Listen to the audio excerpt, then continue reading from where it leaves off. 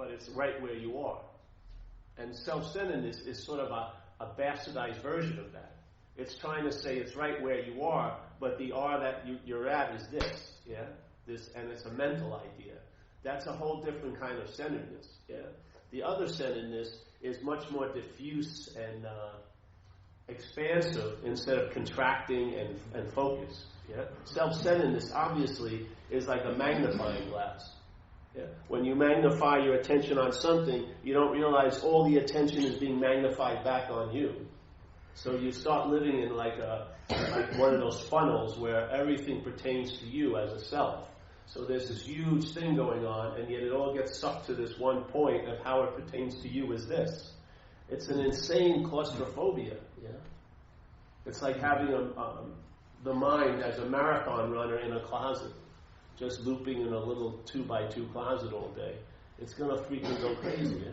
It's going to produce neuroses, and it's going to get really strange, and it's going to be entertaining some really insane ideas, like, what did that person mean by saying hello to me today for 5 hours? You know, or my pants seem to be too long. Is my zipper down? Or what about that pimple? It looks like Mount Everest. No one even notices, but you're sitting there closing one eye to see it, and it's like a giant mountain ridge on your nose. Everyone must be noticing this, you know? It's just like this incredibly diffuse mind is being contracted and magnifying this one idea of being Paul. It just burns Paul up, yeah? If you take yourself to be that Paul, you're going to be burnt up. The whole point of getting relief from the bondage of self is that contraction of attention and interest expands again. If you want to call it to a natural size, let's just say it's a different size. It just expands out of this focused point, yeah? And then you feel what you feel, like lighter or bigger, or your sense of presence, yeah? Those are the common interpretations of having that contraction expand. You feel, man, I feel much bigger today. I feel much lighter. I sense even a presence that I wasn't sensing before. What is the presence just appearing now? Yeah. Is the smallness having an experience of the lightness and the bigness? No.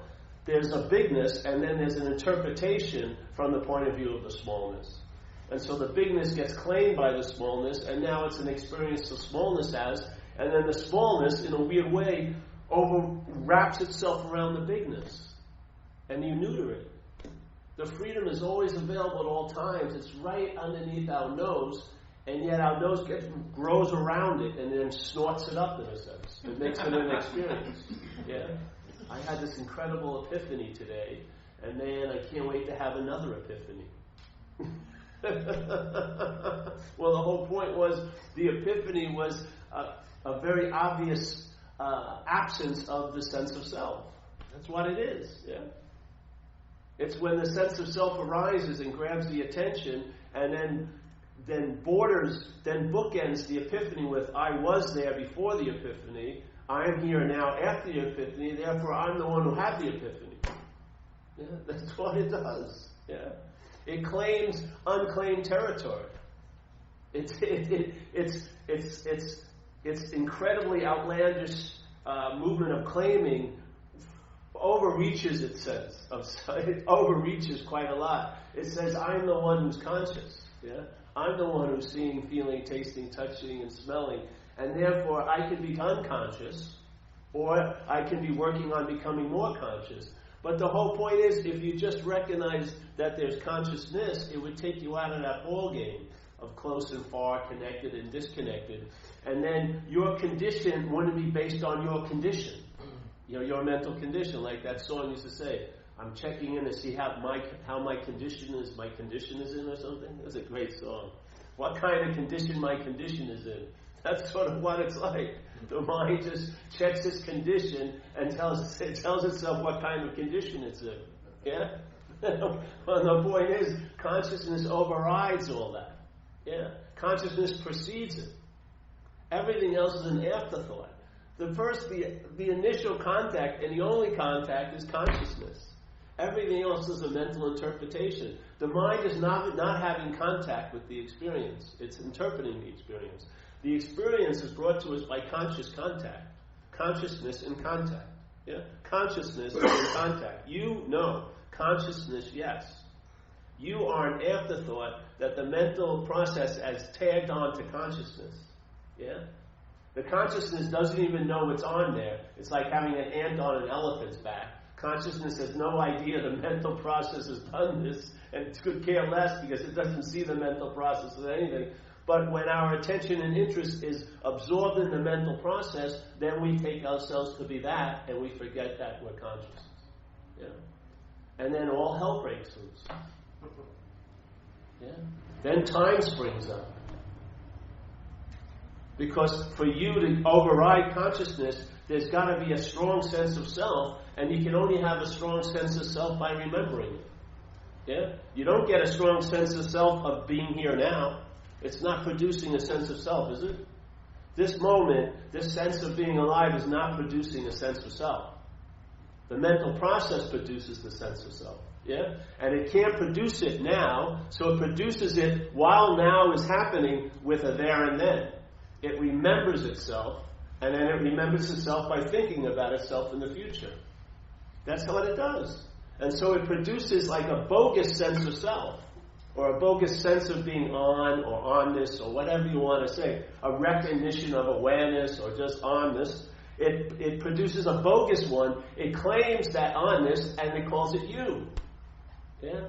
And then the you isn't a you because it separates this you from all the other yous and says it and crowns it the royal crown of me. Yeah? And then it all becomes about me. And in all this world of yous, there's only one me. Yet everyone in this room doesn't see me as me. They see me as a you.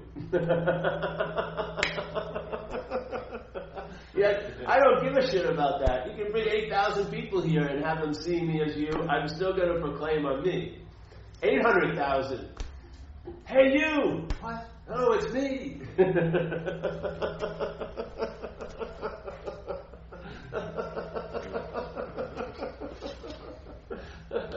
I don't care what you think. It's me. Yes. I like your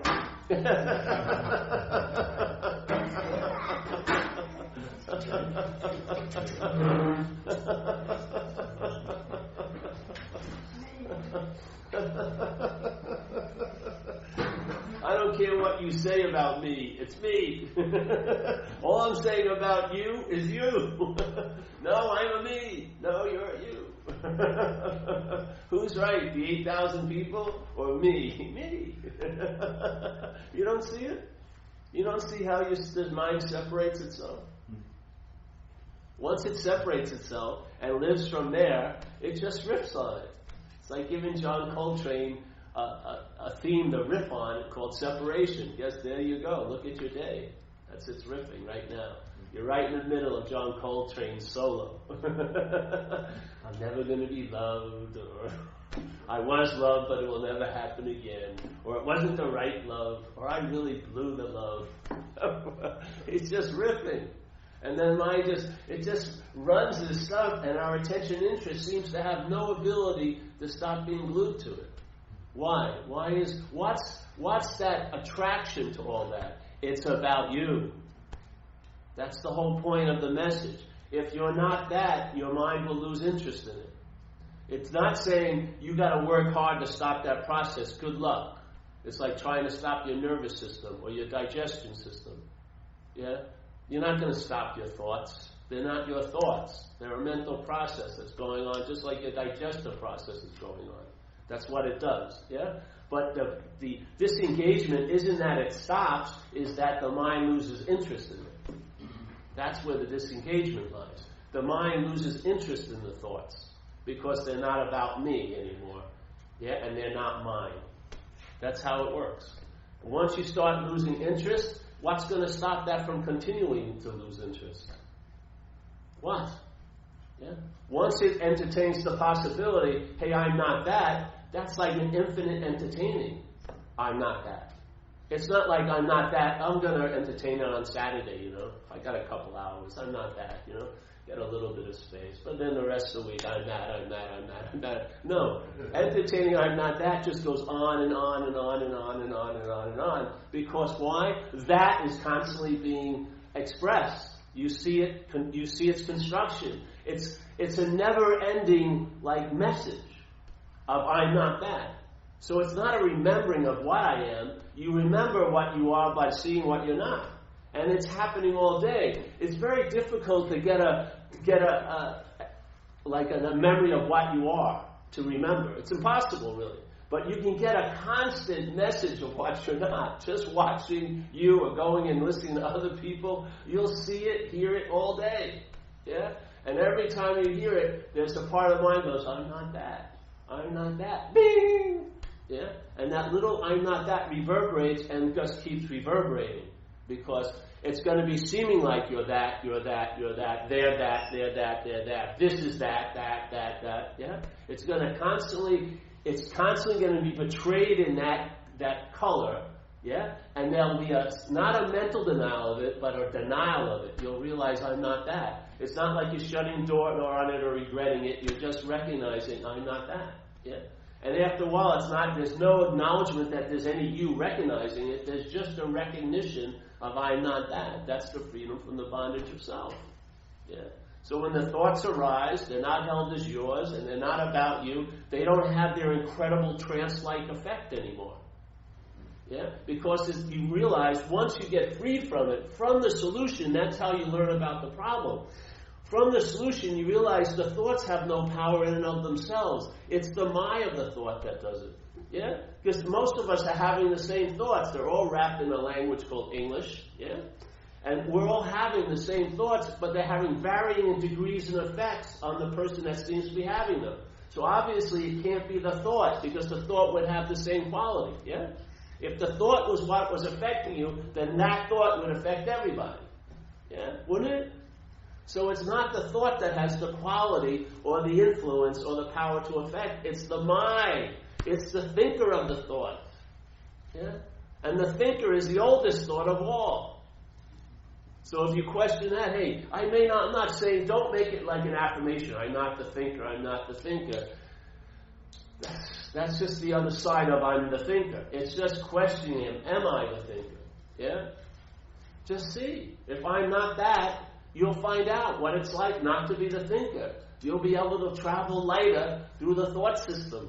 Yeah? The thought system it's not going to be like the blaring megaphone it seems to be calling that every time the parade seems to be going this way, it goes make a left, the whole parade goes that way. No, now the parade just keeps on going. And it's going, make a left, you better make a left. And you know the parade just keeps going. You have an immunity to the thought system. Something else is now directing your life. Yeah? And you'll see it by its fruits if it works or not. And then it's just common sense to align yourself with what seems to be working than with what's not working. Yeah? Instead of going to a well with a lot of hope and you know deeply there's no water in it, you stop putting your pail down that well. Yeah? You go to a stream that's constantly running and you drink from there where there's no quantity that it's going to run out, where there's no rope and there's no effort. It's just running. That's its nature, is to flow, and you participate in that. So now you're traveling lighter on a consistent basis. And then you find all your ideas of enlightenment and all like that were just rooted in the desire to travel lighter. That's what I find. That's what I believe you're going to find out. The need to be liberated will be dropped. All these needs will be dropped because what needs to be liberated isn't you. What needs to be liberated is not you. So when you realize it's not you, the need to be liberated goes with it. The need to be enlightened goes with it. Yeah? Dog shit awareness is just fine. You're conscious all day. It's quite fine. You're quite satisfied. And then, of course, you realize finally the only answer to dissatisfaction is satisfaction. You know what I mean? Not knowing why you're dissatisfied, that's not going to really help unless it leads to satisfaction. And you've got to realize, like it says in recovery, self-knowledge will avail you nothing. So if you learn why you're dissatisfied, you still may be dissatisfied. What the hell is it doing? It's like being a professor of holes, but you keep falling in holes. All the knowledge about holes isn't keeping you out of the hole. What's the point of the knowledge? Recovery says self-knowledge avails you nothing, because that's knowledge that's offered to us, and then the selfing, the idea of being a self, claims it. As soon as it claims the knowledge about itself, it neuters the power of the knowledge. It's not going to lead to freedom from self. You're now going to be more bonded with an idea that I could be a free self. Yeah. That's the drag. The selfing takes that noble desire for freedom, and now it wants to be free. And you're never going to be free as a self. Yeah? You'll just be bonded to the new uniform you rise to. Maybe instead of wearing black jackets and tacks, you'll be wearing white robes and patchouli oil. But you'll still have an identification, and you'll still be rooted in the identification. And it goes on and on up the scale. Demigod, any identification of self, there's a form of bondage there. The freedom is not to be free as a self, but it's free from the idea of being a self. Yeah?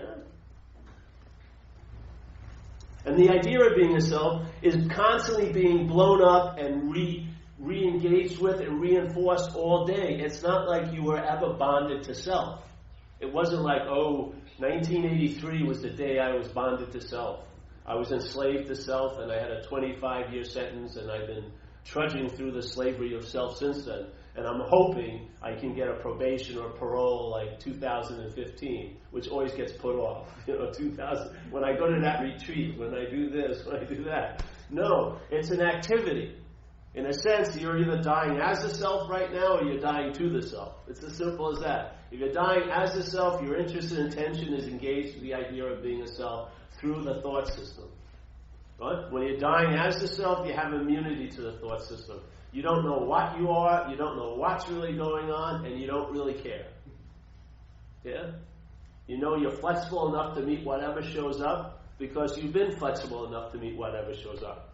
Your knowledge and your faith is not based on fucking hearsay and books and advertising. It's based on experience. You've relied on certain principles. They've worked over and over again. And now it's dispelled all the anxiety about them working anymore. Because now you're assured they will. And you come to peace, as peace from peace. You can't come to peace as self from self. Yeah? You're not going to get it. Selfing is agitation. It's a desire that's thwarted, and therefore it keeps on desiring it. And it never can get fulfilled. It's like any other addiction. The mind's addiction to the idea of being a long-lasting, independent, separate entity, either a mental idea that has a body, a spiritual concept of a soul that's in a body, somehow or another, it's a configuration of a mental process that's identified as something that it's not. Yeah? That's what selfing is. It implies that there's a self. It can never make a self. It can only infer that there's one, point to, assume, insinuate, yeah? But if you never follow its little pointing, there's no one there. What happens is it points and points and points, and through freaking repetition, your mind gets in the habit of making the leap into taking itself to be what you believe it's pointing at. So if action is seen, there must be an actor.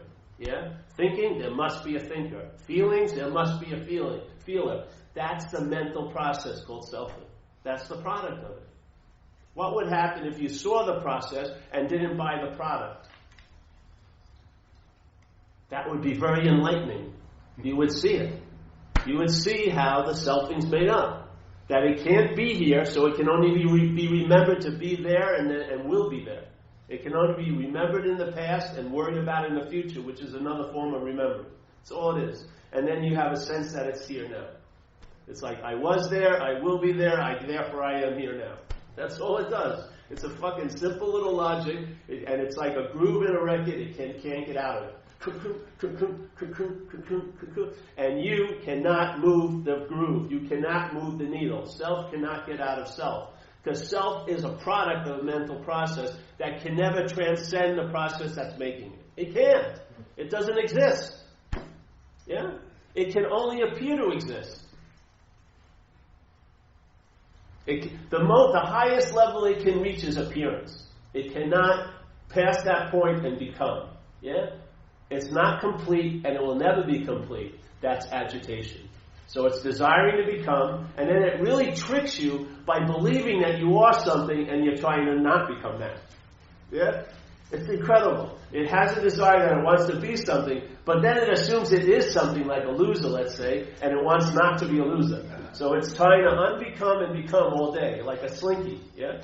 So if it desires to become, The other tail of I want to not be this comes up. Then it wants to be this, and then I don't want to be that, and then this, and it goes on and on and on and on and on. It's just like if you ever shot coke. There's not one time I've ever met a coke addict that finally did one big shot of coke and blessed cocaine and thanked it, and wrote a gratitude list, thank you cocaine, sat there and said, walked away and was blissfully stabilized in serene cocaineness.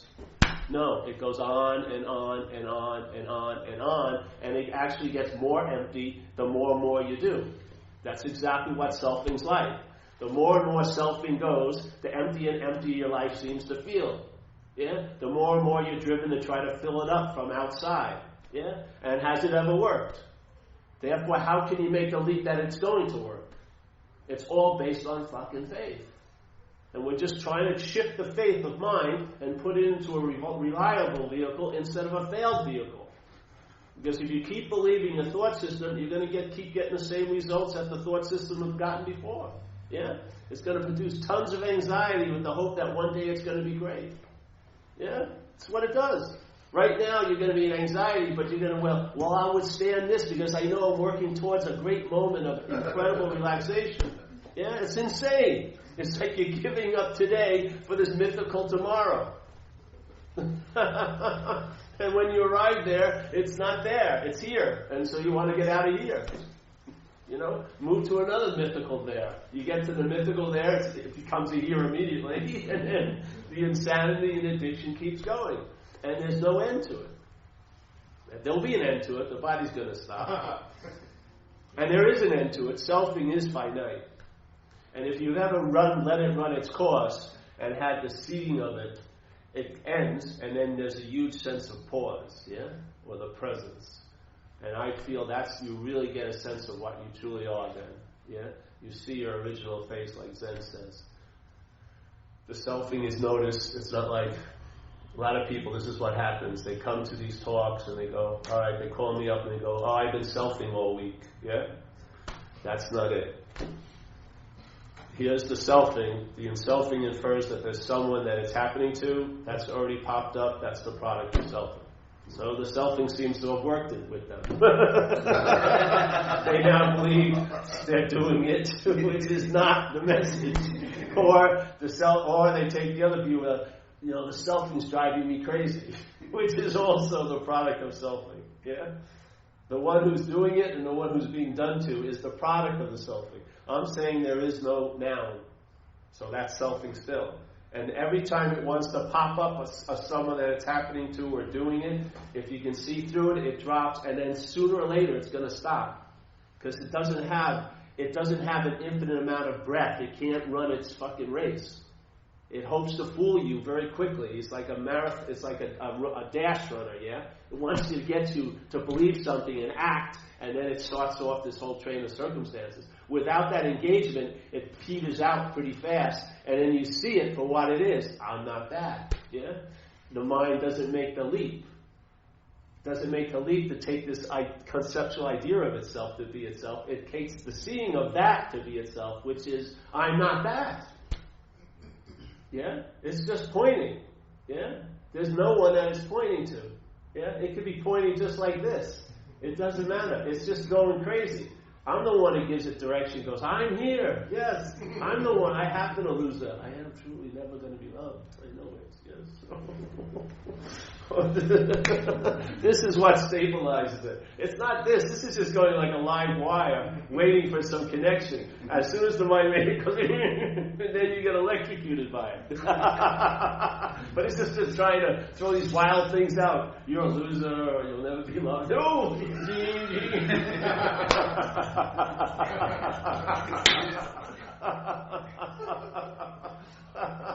If you don't see it, it's just and then it runs out because it's your juice. You don't see where the plug is. The plug is in here. You're feeding this whole thing. Yeah? It's just seeking a little connection. So what happens then? Find out. Find out. That may be what you call nirvana. That may be satori. That may be freedom from the bondage of self. That's what it may be. Find out. You'll have it in your own gut, and then you'll know beyond freaking mental knowing, beyond reading, beyond all that other stuff. You'll have it in your gut, and you can go back to it, and it becomes reliable. You've seen the true nature of mind, which is that it's empty, and it's reflective. Yeah? And you've seen its manifestation, which is energy. That's all that's happening here. Energy. Yeah? All relationships are energetic bonding patterns, really. We think the surface is what's really happening. The bonding pattern is what's running the whole relationship between two people. You don't see it because our eyes are trained to only see things. We're not seeing the real interface here, which is mind manifesting as energy. Yeah? And what does it do? Its nature is to reflect. So if the mind is obsessed or being pointed at selfing all day, what do you think it's going to reflect? What that selfing's inferring. It's going to produce a holographic image of you with the easy accessible tool as a body, and there you are. Now you're a long-lasting, independent, separate entity in this long-lasting, independent, separate place, trying to make your long-lasting, independent, separate plans of happiness work out. And finding long-lasting, independent, separate hells that you'd like to get out of as fast as possible. You'd like to dump it on someone else. Give them your hell.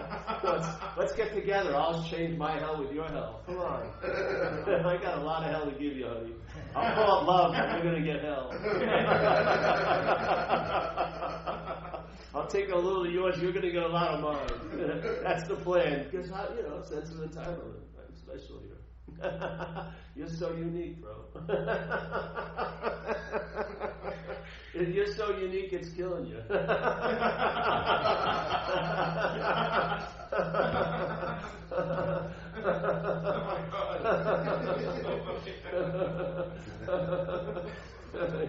When you came in, they say you got to save your ass instead of your face, but I thought my face was my ass. I really thought for a while I had to have a spiritual anatomy class. No, Paul, this is what you want to save, your ass. Forget the face. It's not working, it has been working for a while, and it's probably never going to be working again. Just give up the face and save your ass. Put your seat in this thing and listen. And the funny thing is, your seeming face thrives when you're saving your ass. It does. You actually seem to be more unique than you ever when you were thinking you were so unique. You're more like an individual when you're not an individual. All your wishes you actually get, in a way. All those distorted little self-centered wishes actually happen. You feel love, but maybe not from a someone, but you feel it from your own sense. Yeah. Much more reliable in a way. Instead of looking at what you can take out of things, maybe you'll look at what you can contribute to them. And these aren't things that are brought about by any effort or thought. They just happen when the mind shifts. That's all it is. The mind shifts. A mind shift can be as extreme as a sinner and a saint. That's as simple as that. A sinner can be a saint in 5 years, in a day, in a couple of weeks. Yeah, the mind just shifts. The mind perceives all, So this is just like, all right, am I happy with the way things seem to be? Am I traveling well? Am I comfortable in my own skin? Yeah. Am I at ease in most situations? Do I have the ability to respond to life, or am I stuck in a reaction to it? Just take a diagnosis and see. And if you do see those conditions seem to be prevalent, I bet you they can be rooted back to an identification as a self. So if you want relief from that, don't deal with all of that. Deal with the first knot. Question the first knot. If the first knot is truly the first knot, and a thread from it runs through all the other knots of your life, you'll know, because when this loosens up, the rest of your life should loosen up. It's just that simple, yeah? You should be able to travel through every circumstance in your life. Doesn't mean your circumstances will change, but you'll travel lighter over them. Yeah? So it's not like changing the ball game, it's just changing how it goes for you. No one's here to change the ball game. That's like a freaking magical thinking trip, You're going to have money constantly, and everyone's going to adore you, and you're never going to get sick. Maybe, maybe not. But who cares in a sense? Let's just travel lighter through whatever life has in store for us. Yeah, it's a much better insurance policy. So, see it, man. How could you ever have a feeling about you unless it was the thought system provoking you? Yeah? Would you be able to think about you in the past without the thought system? Do feelings conjure up the past for you? Probably not. Thoughts do, yeah? And how are you pictured when the thought system thinks about you? As a body, yeah?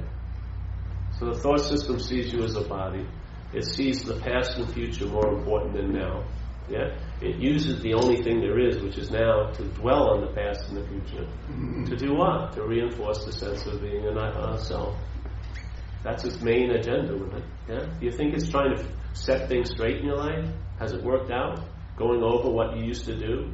Has it actually stopped you from making this same mistake 100% of the time? Thinking about how you did? Have you learned from all your experiences? Yeah. Do you really need 70,000 thoughts a day to navigate through a Saturday? Do you? Do I need 70,000 thoughts to get through this day? Let's say I'm a house painter. Do I need 70,000 thoughts to do a paint job? I've never been surprised by walking into a room usually. Usually there's 4 walls and ceiling and some windows, you know. Maybe I need about 15 thoughts to make it through a day. A couple of thoughts about where to eat, you know. Maybe I should get gas, and, you know, maybe I should charge the people more money, whatever. But what are the 69,580 something other thoughts doing all day? What are they doing?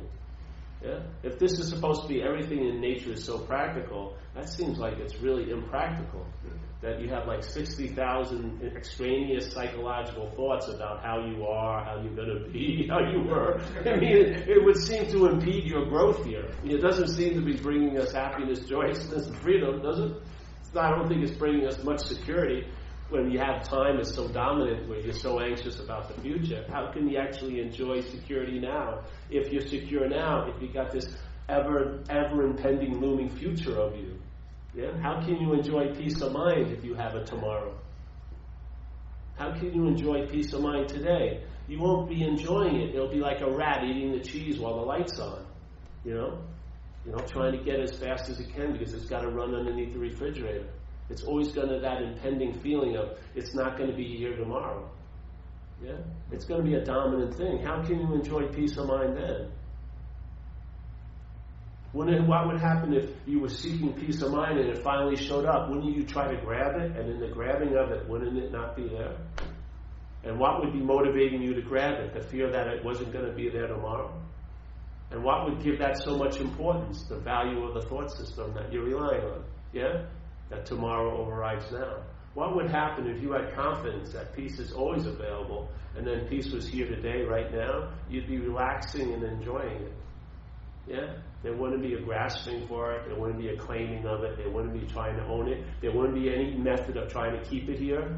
You'd be willing, all the doors and windows would be wide open. It could come and go as it felt. Yeah? That's freedom. That's the freedom. Yeah? Freedom, there cannot be any freedom in time. There can't be. The pressure of time is too much. And all the thought system is time. Yeah?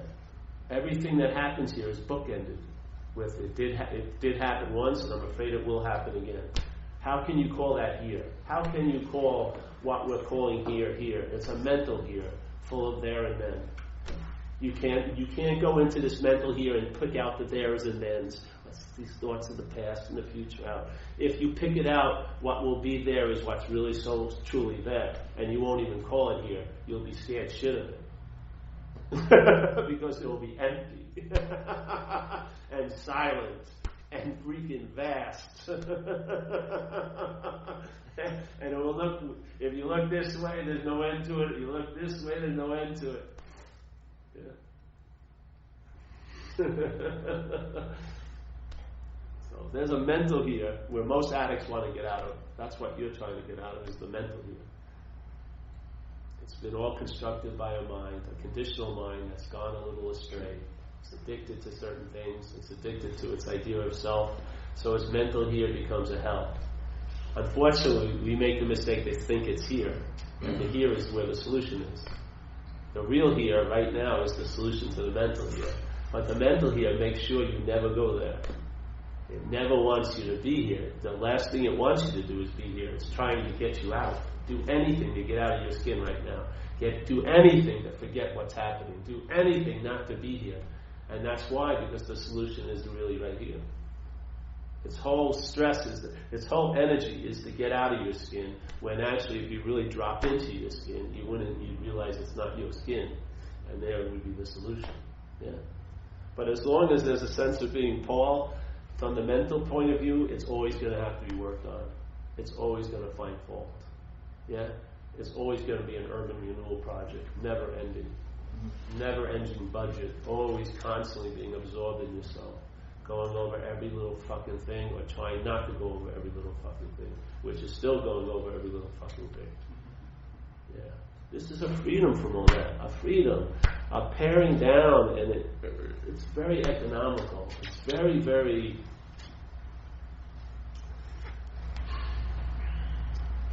It's a paring down. It's like being on an operating table and never getting up. Having faith in the doctor, never taking yourself to be the doctor, and just letting life do what it's doing. And more gets revealed. Yeah? More and more gets revealed. And you just have an easier day, an easier way and every day. This sounds like a nice slogan, eh? An easier way, an easier day, an easier way every day. It's something like that. Yeah. It's true though, that's the point. Things blend into one. It's like you don't have a day or a Friday or a Wednesday, it becomes a life, and that's just the name too. It's just a never-ending engagement until it ends. You know?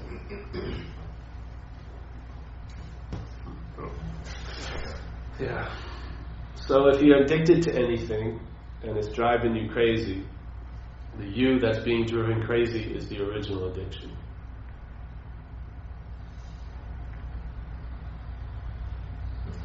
The original addiction is the mind addicted to the idea of being a self. That's the original addiction.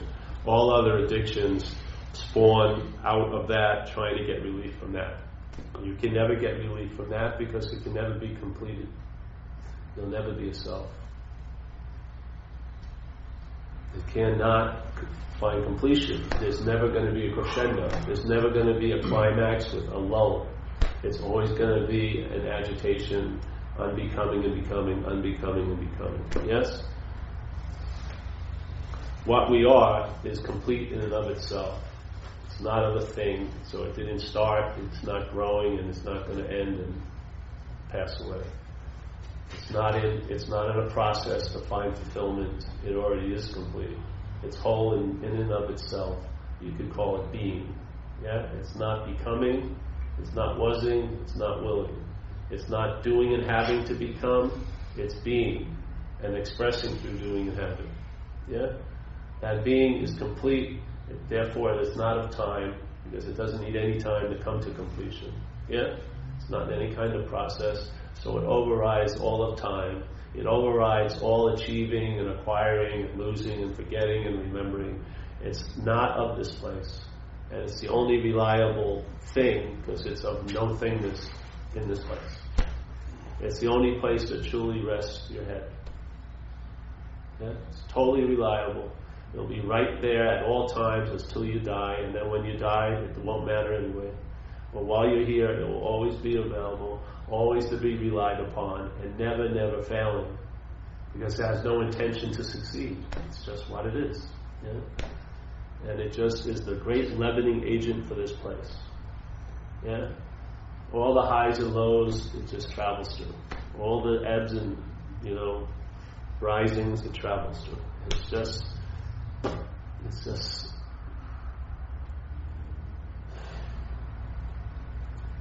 it's so ingrained here, you never even see it. Yeah? Can't notice it because it's never not been here. You can't greet it because it's never visited and come. It's never arrives here. You can't say goodbye to it because it never leaves. All you can do is honor it and surrender and just, I don't know, and then more gets revealed.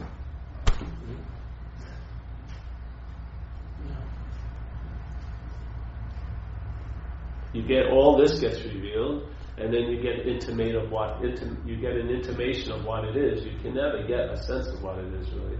It intimates itself here. It's always sort of whispering to you here. It's always implying. It's always like the underlying breath through all the winds of this place. Yeah, you start picking up on it, and then that becomes a real love affair in a way.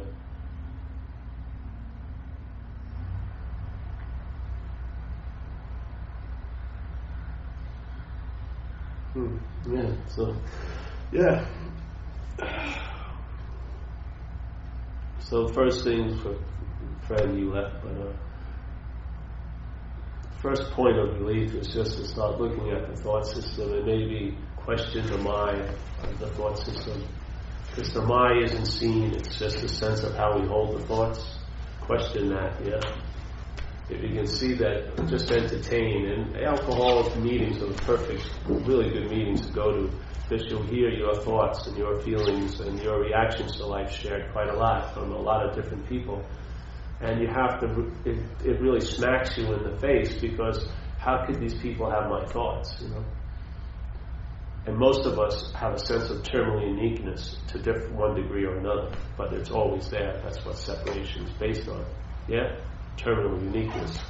And so when you see that someone else is having your thoughts over here and your thoughts over there and your feelings, you got to either come to two conclusions. How did they get my thoughts, or they're not my thoughts? And the day you entertain they're not your thoughts is a fucking nice day of reckoning. Because some light will show up in your life and you'll get a freaking sense of other possibilities. And you'll get a light from that hasn't been adulterated by the thought system. Yeah, that hasn't been reflected or distorted or bounced off of some idea. It'll come in and it'll enlighten you. You'll see, Jesus, if these aren't my thoughts, then these feelings aren't my feelings. This body isn't my body. Yeah. This time isn't my time. This isn't my place. Like a talking head says, is this my beautiful house? Is this my beautiful wife? No, it isn't. And then, same as it ever was. Goes on and plays on and on and on. Oh, yeah. And the funny thing is, when it's not your beautiful house, maybe you'll really enjoy that beautiful house. If it's not your beautiful wife, you may really appreciate her. If it's not your beautiful whatever, you may really go with it. Seriously, it's funny. You would think it would do the opposite, that you would have this interest in everything. No, you have so much interest and attention, you never run out of interest and attention. Did you have to save up on Wednesday and Thursday to have some attention for the weekend? No. You have plenty of attention. There's constant amount. There's a huge, infinite amount of attention and interest. It's not going to run out. Yeah. So when it's freed from this bondage of self, you can't believe how much interest will arise. And some of the little smallest things are so beautiful. You'll be captivated by a little crack in the sidewalk, you know, and you'll see freaking life in like small scale happening right there. You'll just be amazed, and you'll realize how freaking abundant everything is. You know, a plant pops up. It could just have one flower. It has 800 flowers popping up everywhere. It's just unbelievable. Expression is so abundant. Yeah, why isn't that? You know, don't you see that could be a pale reflection of the mind itself? That it can manifest in multifaceted ways and on so many sublime states of peace and relaxation and a sense of compassion for others and for the non-others, really, and all those things, and it can go on and on and on and on. Mind, does it ever give up? It doesn't make one plant with one flower, right? Does it just keep? Yeah, if you ever walked in Marin, it's unbelievable. Look at out there. It's like, every little piece of ground, things are growing and moving to the light. That's, you know. I know. I see those as little hints. You know, hey, stupid, you little fucking biped. Look down at us. You're worried about scarcity. Look at us. Pick one flower. You have 800 of them. Take more. I can't give any of my attention away. It's got to be all for me. Everything else goes. The ocean.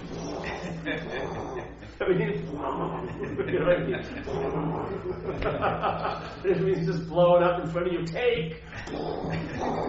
No, I'm saving for that special someone. We step on it, walk right over. Because we're so separate. We think we're so separate, unique, different. And everything's shouting at us. Crazy place. So, yeah. Any questions today? No. I made a big comment the other day in a meeting. Well, I don't know the truth of it, but it sounds like it should be true, but it's not. A guy confronted Mahatma Gandhi one day and said, "Look, you think you're pretty big. You're big task. You're trying to push India from the British control." Gandhi says, "I have a bigger task than that." "What's that?" "I want to reduce myself to nothing."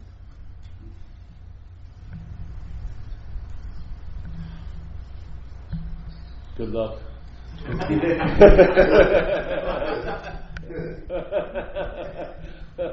That's all I can say. No, I think it's